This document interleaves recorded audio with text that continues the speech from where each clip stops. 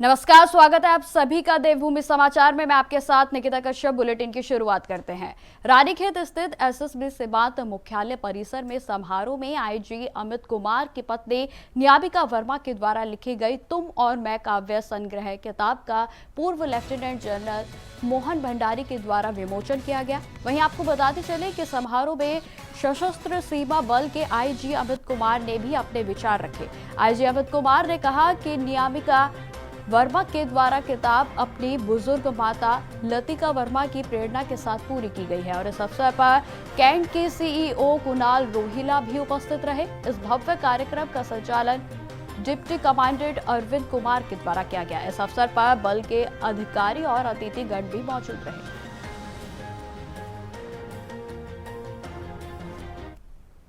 ये एक अद्भुत रचना है और सबसे अद्भुत इसमें बात यह है कि जो मानवीय संबंध है वो माँ से शुरू होते हैं। अथर्ववेद का पृथ्वी सूक्त है, वो कहता है कि ये भूमि मेरी माँ है और मैं इसका पुत्र हूँ। तो इस किस्म की 31 कविताओं का एक संग्रह है, जिसमें से 3 कविताएं अंग्रेजी में भी हैं और इसमें बहुत सी चीज़ों का अभूतपूर्व अवलोकन है और मैं समझता हूँ कि ये सबको पढ़नी चाहिए और आज समाज की जो विसंगतियाँ हैं उनके बारे में भी इसमें काफ़ी कुछ लिखा हुआ। पहली कलेक्शन है ये काव्य संग्रह और इसके पहले मैंने अखबारों वगैरह में लिखा है, पर ये पहला संग्रह है और ये मैंने मेरी माता जी जो 80 वर्ष कंप्लीट किए हैं उनको मैंने समर्पित किया है। और ये प्रेरणा मेरी माँ से, मेरे पिता और मेरी ज़िंदगी में जो भी चीज़ हुई है उन सभी घटनाओं से, हर चीज़ से प्रेरित है। अब खबर रुद्रप्रयाग से है, जहां पर हेलीकॉप्टर में तकनीकी खराबी के कारण केदारनाथ राष्ट्रीय राजमार्ग पर आपातकालीन लैंडिंग करनी पड़ी और जिससे एक बड़ा हादसा होने से टल गया। फिलहाल आपको बता दें कि लेकिन हेलीकॉप्टर की इमरजेंसी लैंडिंग के कारण सड़क पर खड़ी टैक्सी इनोवा गाड़ी क्षतिग्रस्त हो गई और इसके साथ ही हेलीकॉप्टर के पंखे से राज्यमार्ग के बगल में रेस्टोरेंट की टीन भी कट गई। गनीमत यह रही कि सड़क पर चल रही गाड़ी और आसपास के लोगों को इस लैंडिंग से जान का खतरा नहीं हुआ। पायलट समेत 6 लोग सुरक्षित हैं और अब हाल ही में उत्तराखंड में हेलीकॉप्टर सेवा भी जारी है। आज दिनांक 7 जून 2025 को लगभग 1 बजे कैस्ट्रल एविएशन कंपनी का हेलीकॉप्टर जब वो बड़ासू के अपने बेस से टेक ऑफ हो रहा था तो उसमें कुछ तकनीकी खराबी आ गई, जिसकी वजह से वो टेक ऑफ होते ही जो हमारी नेशनल हाईवे है उस पर लैंड हो गया, जिसमें 5 यात्री थे और 1 पायलट था। पायलट को इंजरी हुई है और बाकी जो 5 यात्री उसमें सवार थे वो सभी सुरक्षित हैं। खबरों में आगे बढ़ते हैं। प्रदेश की राज्य सरकार अनाथ बच्चों के लिए खुशियों की सौगात लेकर आई है। जी आपको बताते चले कि इस दौरान अनाथ महिलाओं और बच्चों को एकदम पारिवारिक माहौल मिलेगा, जिसको लेकर आलंबन योजना शुरू करने वाला पहला राज्य उत्तराखंड बनने जा रहा है और इसके साथ ही महिलाओं के लिए नारी सशक्तिकरण एवं बाल विकास विभाग ने आगे की प्रक्रिया को भी शुरू कर दिया है और साथ ही साथ अनाथ बच्चों के साथ साथ बेसहारा महिलाओं को भी एक ही छत के नीचे रखकर उन्हें पारिवारिक माहौल दिए जाने का निर्णय लिया गया है और जिससे खास तौर पर बच्चों और किशोरियों का जीवन उज्जवल हो सकेगा। महिला सशक्तिकरण और बाल विकास विभाग के अंतर्गत महिला कल्याण शाखा के अंतर्गत इस योजना को तैयार किया जा रहा है, जिसमें जो हमारी अनाथ निराश्रित महिलाएं हैं और इस तरह के जो बच्चे हैं 0 to 6 years, 6 to 11 year and 11 to 18 years और किशोरियां, इनको मिला के इनके लिए इस योजना को तैयार किया गया है। और किशोर न्याय जो अधिनियम है उसकी मंशा है कि संस्था जो है, संस्था में रखना लास्ट विकल्प है, उसके पहले इनको सामुदायिक माहौल दिया जाना चाहिए। तो कम्युनिटी बेस्ड एक स्कीम है हमारी, जो देश में पहली बार इस तरह की स्कीम के बारे में काम किया जा रहा है। हमने प्लान किया है कि विकासनगर क्षेत्र में 5 से 6 एकड़ के एरिया में इसको विकसित किया जाएगा और इसमें 20 से 25 घर बनाए जाएंगे, जिसमें शुरुआत पहले 5 घरों से होगी। एक घर में 8 बालक, 4 किशोरियां और 4 महिलाएं जो माता के रूप में रहेंगी, एक फैमिली के रूप में एक घर में रहेंगी। इस तरह से हमारा प्लान है कि इनिशियल स्टेज पे लगभग 300 से 350 लोगों को वहां पर रखने का है और उनको मुख्य धारा में शामिल करते हुए उनको देश के लिए कंट्रीब्यूट कर सकें, ताकि वो और एक जिम्मेदार नागरिक बन सकें, इसके लिए पहल की गई है। अब खबर देहरादून से है, जहां पर फोर्टिस एक्सकोर्ट ओखला रोड पर नई दिल्ली में safe gate medical centre Dehradun में अपने विशेष आयुटा सेंटर के साथ साथ मल्टी स्पेशलिस्ट ओपीडी सेंटर का उद्घाटन किया गया। यह पहल उत्तराखंड के लोगों को दिल्ली के अग्रणी सुपर स्पेशलिस्ट चिकित्सा सेवाएं एवं उनके शहर में ही उपलब्ध कराने की दिशा में एक महत्वपूर्ण कदम है। आपको बताते चले कि इस अवसर पर उत्तराखंड की सरकार के कैबिनेट मंत्री डॉक्टर धन सिंह रावत मौजूद रहे। इस नए विस्तार के माध्यम से फोर्टिस एस्कोर्ट का उद्देश्य जटिल हृदय और कैंसर रोगों के लिए विशेषज्ञों की सर्जरी से जुड़ी परामर्श के साथ साथ पूर्व और पश्चात में जो है ऑपरेटिव देखभाल के साथ साथ अब देहरादून में ही उपलब्ध कराना है, ताकि मरीजों को प्रारंभिक जांच और परामर्श के लिए दिल्ली जैसी दूर जगहों पर ना जाना पड़े।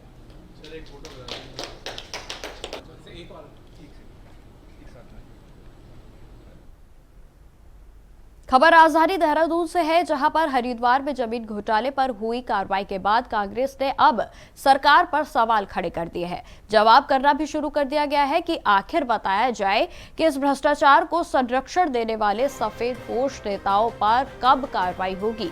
कांग्रेस नेत्री ने कहा कि NH 74 घोटाले में भी अधिकारियों पर कार्रवाई हुई थी, लेकिन थोड़े ही समय में वह बहाल हो गए। हरिद्वार में भी कार्रवाई हुई तो सरकार ने करी है, लेकिन जल्द ही ऐसे अधिकारियों को बहाल करने का काम सरकार करेगी। लेकिन सवाल यही है कि सरकार की नाक के नीचे कैसे भ्रष्टाचार पनप रहा है।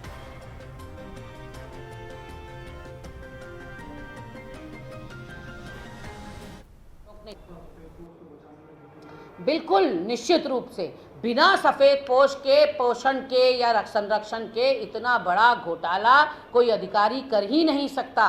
तो आपने देखा NH 74 घोटाला हुआ, भाजपा की प्रचंड बहुमत की 2017 वाली सरकार ने कहा हम CBI जांच कराएंगे। जांच तो दूर की बात, गडकरी की चिट्ठी के बाद ठंडे बस्ते में वो NH 74 चला गया। 2 IAS अधिकारियों का निलंबन हुआ केवल हमारी आंखों में धूल झोंकने के लिए। 3 महीने बाद वो बहाल ही नहीं हुए, बल्कि उनको प्रमोशनल पोस्टिंग इस भाजपा की प्रचंड बहुमत की डबल इंजन की सरकार ने दे दी। यही इन अधिकारियों के साथ भी होगा, देखिएगा आप। ये मीडिया की, जनता की और विपक्ष की आंखों में धूल झोंकने के लिए बड़ी कार्रवाई, बड़ी मछलियों पर कार्रवाई इस तरह से प्रसारित किया जा रहा है। मैं पूछना चाहती हूँ धाकड़ धामी जी से कि आपके ही राज में इतने अपराध कैसे हो रहे हैं प्रदेश के अंदर। अपने प्रदेश के संसाधनों की लूट मची हुई है और आप अपनी पीठ थपथपा रहे हैं। इससे ज्यादा निकृष्टतम बात और क्या होगी कि आप इसको अपनी जीत के रूप में, जश्न के रूप में मना रहे हैं, जबकि ऐसा नहीं है। दरअसल बात यह है कि प्रदेश लूट रहा है और सत्तारूढ़ दल के लोगों के हाथों लूट रहा है, उन लोगों के द्वारा जिन लोगों पर जनता ने एक नहीं 2 बार पूरा प्रेम और विश्वास के तहत प्रचंड बहुमत की सरकार दी। सितारगंज शहर के समेत ग्रामीण क्षेत्रों में ईदगाह पर ईद उल अजहा की सादगी के साथ अदा की गई। वही आपको बताते चले कि नमाज अदा जो है वो सुरक्षा व्यवस्था के बीच की गई है। साथ ही ईदगाह में ईद की नमाज के बाद उलेमियों के साथ साथ अपने देश के अमन चैन की उनके द्वारा दुआ भी मांगी गई। बताते चले कि इस मौके पर ईदगाह व मस्जिदों में विशेष नमाज अदा की गई। इस पर्व पर इस्लाम धर्म के लोग नए कपड़े पहनकर नमाज पढ़ते हुए और उसके बाद कुर्बानी उनके द्वारा जो है दी गई।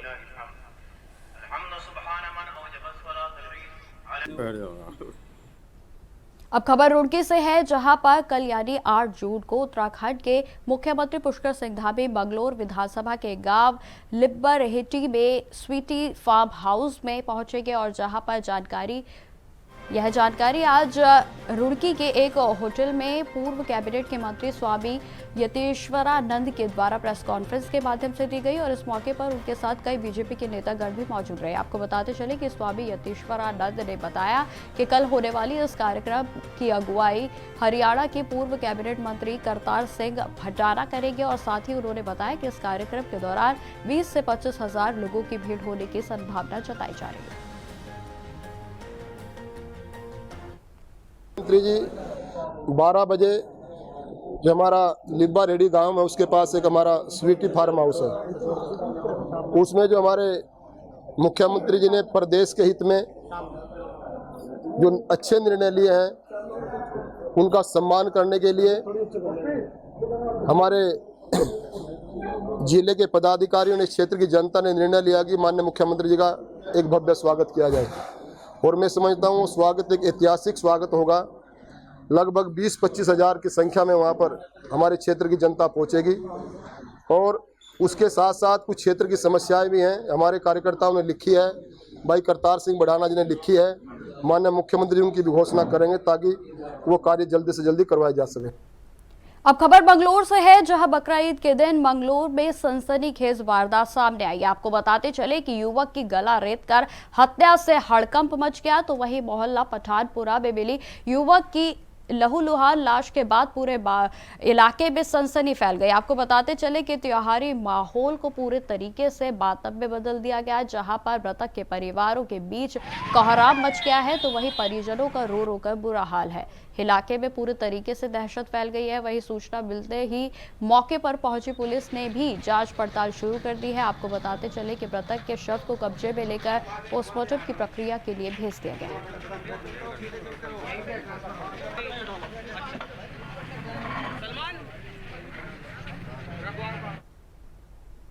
हरिद्वार के शहरी और देहात क्षेत्रों की मस्जिदों और ईदगाहों में ईद की नमाज शांतिपूर्ण तरीके से संपन्न हुई। वहीं आपको बताते चले कि बकरा ईद पर क्षेत्र में कानून व्यवस्था और शांति व्यवस्था के साथ साथ सुरक्षा के मद्देनजर व्यापक सुरक्षा के प्रबंध किए गए थे। ईद की नमाज के लिए चप्पे चप्पे पर पुलिस बल तैनात रहा और हर एक गतिविधि पर पुलिस ने अपनी पैनी नजर बनाए रखी। क्षेत्र में ईद की नमाज के दौरान मस्जिद के इमाम, मौलवी और उलेमाओं ने आपसी भाईचारे और प्रेम भाव से ईद मनाने की नसीहत भी दी और साथ ही साथ प्रतिबंधित जानवरों की कुर्बानी न देने की भी अपील की गई।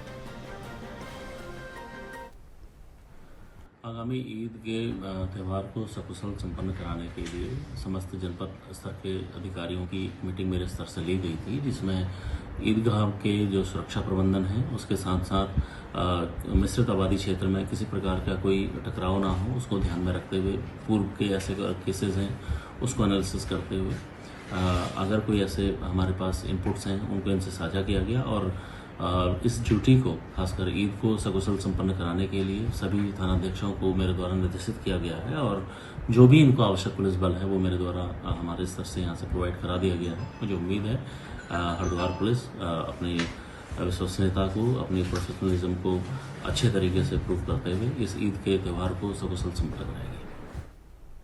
उत्तराखंड कांग्रेस पर भाजपा ने पलटवार किया है। आपको बताते चले कि भाजपा के प्रदेश प्रवक्ता कमलेश रमन ने कहा कि प्रदेश में मुख्यमंत्री पुष्कर सिंह धामी के नेतृत्व में सरकार बेहतर काम कर रही है और भ्रष्टाचार पर भी लगाम कसी जा रही है, लेकिन कांग्रेस तो सिर्फ राजनीति करना आता है और कांग्रेस सिर्फ राजनीति ही कर सकती है, इसलिए अच्छे कार्यों पर भी आरोप लगाने का काम कांग्रेस करती है। साथ ही साथ भाजपा प्रदेश के प्रवक्ता ने यह भी कहा कि कांग्रेस को आरोप लगाने से पहले अपने गिरेबान में झांक कर देख लेना चाहिए कि उनकी सरकार में क्या कुछ नहीं हुआ।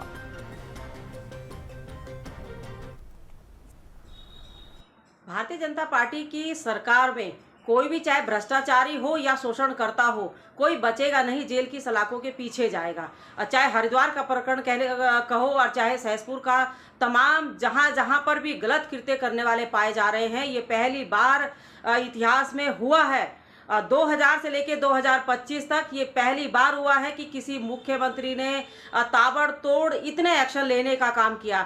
इतने गलत लोगों को जो नासूर की तरह इस भ्रष्टाचार को जो है लगातार किए जा रहे थे, उन सबको खत्म करने का जो संकल्पबद्ध तरीके से पुष्कर सिंह धामी जी की सरकार उन लोगों को जेल में डाल रही है, निलंबित कर रही है, सस्पेंड कर रही है। मुझे लगता है कि ये पहली बार हुआ है कि किसी मुख्यमंत्री ने इतनी हिम्मत दिखाई और उन लोगों को जेल में डालने का काम किया। आज कोई भी प्रकरण हो, किसी भी प्रकरण की बात अगर मैं करूं तो कांग्रेस को सिर्फ अपनी राजनीति करनी है, अपनी राजनीतिक रोटियां सेकनी है, क्योंकि जनता ने उनको सिरे से दो बार नकार दिया विधानसभा के चुनाव में, लोकसभा में, नगर निगम में। इसलिए ये ऐसी बौखलाहट को लेकर के कांग्रेस पार्टी के लोग घूम रहे हैं और किसी हर बात पर, छोटी बात हो, बड़ी बात हो, सही बात हो, गलत बात हो, हर चीज पर केवल और केवल उन्हें राजनीति करनी है। लेकिन अगर कांग्रेस अपने इतिहास में झांकेगी तो उसे पता चलेगा कि कितने सफेद पोस्ट, कितने अधिकारी उनके कार्यकाल में भ्रष्टाचार करते हुए पाए जाते थे, लेकिन तत्कालीन मुख्यमंत्री उनका मुंह बंद कर देते थे, किसी को भी उस पर कार्रवाई नहीं करने देते थे। मुझे लगता है कांग्रेस को पहले अपने अंदर झांकना चाहिए, उसके बाद भारतीय जनता पार्टी के ऊपर आरोप लगाना चाहिए। खबरों में आगे बढ़ते हैं। जनपद टिहरी के गुलर क्षेत्र में शुक्रवार तड़के एक थार वाहन पुल से नीचे गदेर में जा गिरा और दुर्घटनाग्रस्त हो गया। घटना की जानकारी पुलिस चौकी व्यासी के माध्यम से एसडीआरएफ को मिली और जिसके बाद एसडीआरएफ की टीम मौके पर पहुंची और टीम का नेतृत्व कर आवश्यक रेस्क्यू उपकरण के साथ तत्काल घटनास्थल पर पहुंचकर रवाना हुई। आपको बताते चले कि एसडीआरएफ की टीम ने घटनास्थल पर पहुंचकर रात के अंधेरे में और विषम परिस्थितियों में रेस्क्यू ऑपरेशन को शुरू किया। टीम ने कड़ी मशक्कत कर दुर्घटनाग्रस्त वाहन तक को जो सुरक्षित स्थान पर पहुंचाने का काम किया और उसमें फंसे दोनों घायलों को, जिसमें कि एक महिला और एक पुरुष फंसे हुए थे, उन्हें स्ट्रेचर के माध्यम से सुरक्षित मुख्य मार्ग तक पहुंचाया गया और उसके बाद उन्हें अस्पताल में भर्ती कराया गया।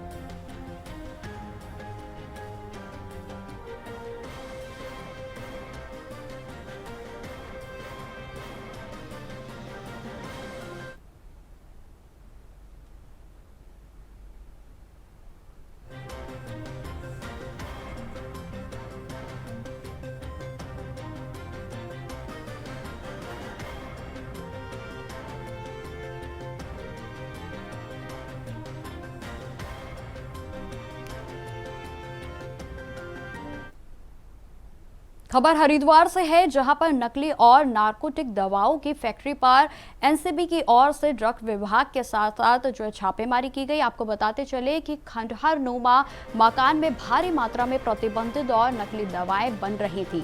बताते चले कि दिल्ली की एनसीबी की जांच में नेटवर्क का खुलासा हुआ है। सूचना पर हरिद्वार में कार्रवाई भी की गई। वहीं आपको यह भी बताते चले कि ड्रग इंस्पेक्टर अनीता भारती की अगुवाई में टीम ने संदिग्ध दवाएं बरामद की हैं और मौके से एक आरोपी को भी गिरफ्तार किया गया है।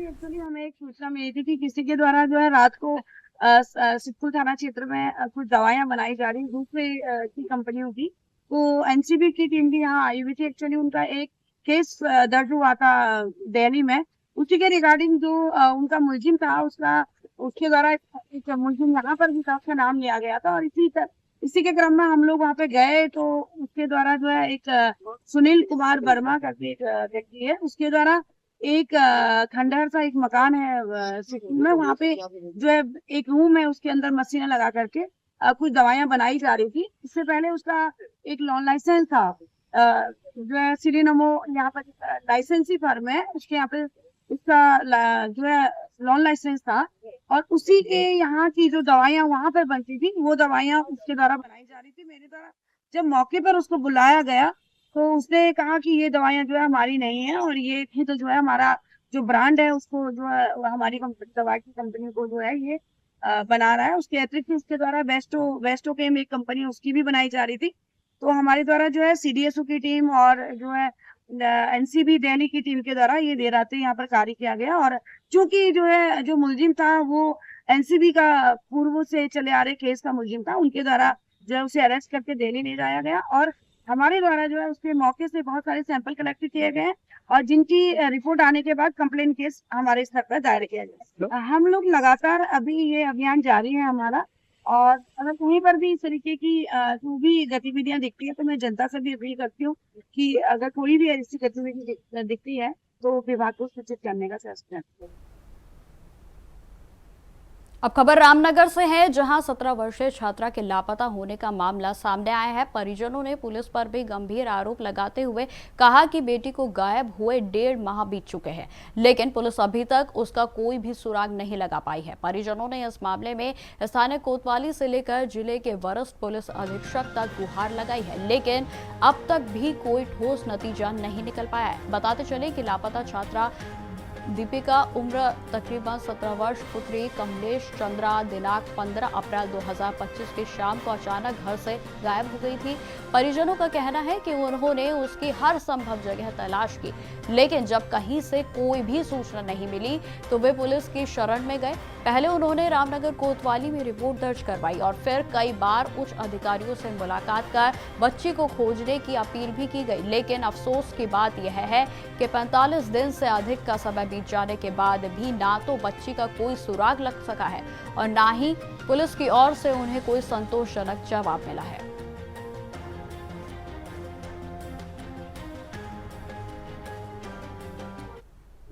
थाना मल्लू से एक नाबालिग बच्ची की गुमशुदगी हमारे द्वारा दर्ज की गई है और लगातार उसकी बरामदगी के हमारे द्वारा प्रयास किए जा रहे हैं। इस संबंध में हमारे द्वारा कई टीम गठित की गई है और उस टीम को हमारे द्वारा मॉनिटर किया जा रहा है और लगातार उसकी तलाश में दबी दी जा रही है। कमलेश मैं ये कहूँगा कि मेरे साथ पुलिस वाले साथ में दे रहे हैं। कहीं हमने सीओ के पास गए और कोतवाल के पास गए, SSP से सब हल्द्वानी भी गए, कहीं से वगैरह ढूंढे ही गुमराह कर रहने के ढूंढे कहने के साधन नहीं मिलेगा। कैसे जो रहना साधु 1.5 महीना सर 1.5 महीना हो गया लड़की गायब वो है 17 साल की। वो 15 अप्रैल से गायब है, कोई बता नहीं रहा। पुलिस वाले के पास में कितनी बार चले गए हैं, पुलिस वाले कह रहे ढूंढे भैया यही लगा रखे ढूंढे। जब हम उसको आता पता सब दे रहे उन लोगों को, तभी वो कुछ बता नहीं रहे हमें। बता हम क्या करें। हम इनके चक्कर में SP के साथ चले गए, वहाँ चले गए, यहाँ के कोतवाल के पास कितने बार आ गए, कोतवाल के सर कितने बार आ गए हैं, कितने बार दौड़ा इधर उधर, कभी चौकी में दौड़े, कभी यहाँ रामनगर थाने में दौड़े, कभी कहाँ दौड़े। परेशान हम कितने दिन से कोई बता ही नहीं रहा। पुलिस वाले कह रहे ढूंढे कब तक ढूंढते रहेंगे बताओ। क्या करती थी बेटी, कितने पढ़ती थी? बेटी ने 12 का लगा था, उसका रिजल्ट नहीं आ रहा था, मतलब उसके अभी अब आया ये 12 का पेपर दे रखे।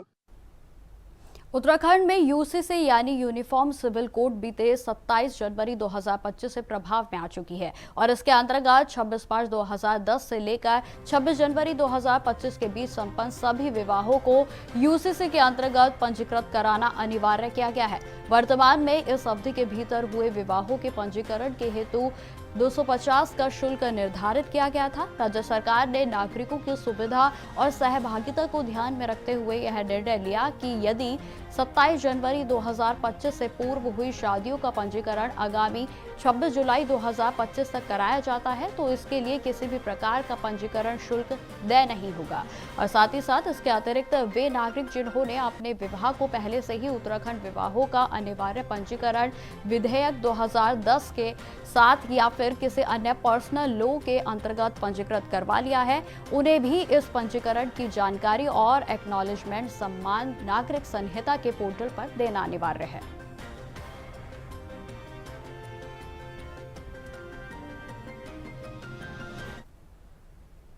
खबरों में आगे बढ़ते हैं। उत्तराखंड की 4 धाम यात्रा के लिए पहुंचने वाले यात्रियों की संख्या में अब कमी देखी जा रही है। जी हां, आपको बताते चले कि पिछले साल की तुलना में इस साल मई में यात्रा के लिए आने वाले श्रद्धालुओं की संख्या 10% घट गई है। पर्यटन विकास बोर्ड के आंकड़ों के अनुसार पिछले साल की तुलना में इस साल मई में 1,93,182 कम यात्री 4 धाम यात्रा के लिए पहुंचे, तो वहीं दूसरी ओर ट्रैवल कारोबारियों के अनुसार पिछले साल की तुलना में इस साल मई में वाहनों की बुकिंग 20% कम रही है। तो वहीं UBDV के अनुसार 4 धाम यात्रा के लिए 2023 में 16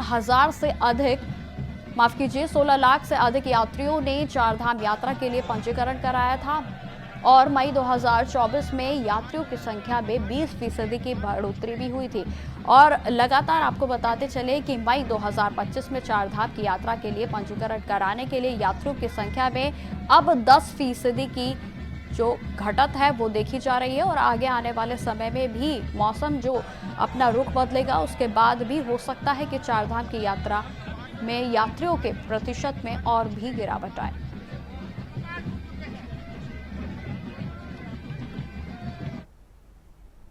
तो फिलहाल इस बुलेटिन में इतना ही। देश दुनिया की तमाम खबरों की जानकारी के लिए बने रहें हमारे साथ। नमस्कार।